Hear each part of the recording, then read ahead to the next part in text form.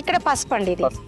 ఇది కస్తూరి పసుపు మన సిటీజీ వాళ్ళు ఇచ్చారు మాకు. ఓకే. సో ఇందులో పసుపులో సగమే మీరు ఆ మట్టి చూడండి ఎంత కొంచెం ఉందో. ఉంది. అదే నేను అదే చూస్తున్నాను. అంటే మట్టి హెల్దీగా మనం ఉంచితే ఏ మొక్కైనా ఈజీగా వచ్చేస్తుందండి. అంటే ఫుల్ వేయాల్సిన అవసరం లేదు, కొంచెమే వేసాను చూడండి నేను.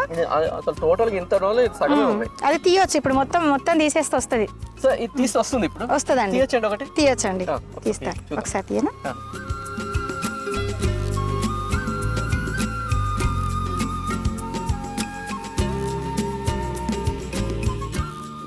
ఇప్పుడు ఫుల్ అయిపోయినట్టే కదా. అయిందండి. కస్తూరి పసుపు ఇది. ఇది ఫేస్కి పెట్టుకుంటే మంచి కలర్ వస్తుందండి, మంచి స్మెల్, మంచి కలర్ వస్తుంది. చూసారా ఇన్ని రోజులు హార్వెస్ట్ చేయలేము మనం.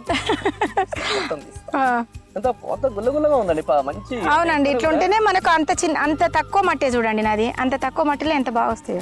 ఎంత అసలు ఎక్కడ కూడా అట్లా హార్డ్ అవ్వలేదు. మట్టి అట్లా గుల్లగుల్లగా ఉండాలండి, గుల్లగుల్లగా ఉంటే మంచి చక్కగా వస్తుంది.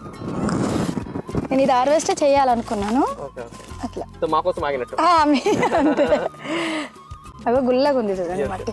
అంటే తీయడానికి కష్టపడుతూ ఉంటాం, బట్ కష్టపడాల్సిన అవసరం లేదు, తెలంగాణ వచ్చేసి. అవునండి. చూసారు కదా కస్తూరి పసుపు అండి అది. ఇది ఇట్లా గిల్లినప్పుడు వైట్గా ఉంటుంది చూడండి, ఇది కలర్. స్మెల్ చూడండి ఎంత బాగుంటుంది, స్మెల్ చాలా బాగుంటుంది. ఇది ఫేస్ కు వాడతారు, దీన్ని వంటలలో వాడరు, దీన్ని ఓన్లీ ఫేస్ కే వాడతారు. బ్యూటీ కొరకు వాడతారు అది.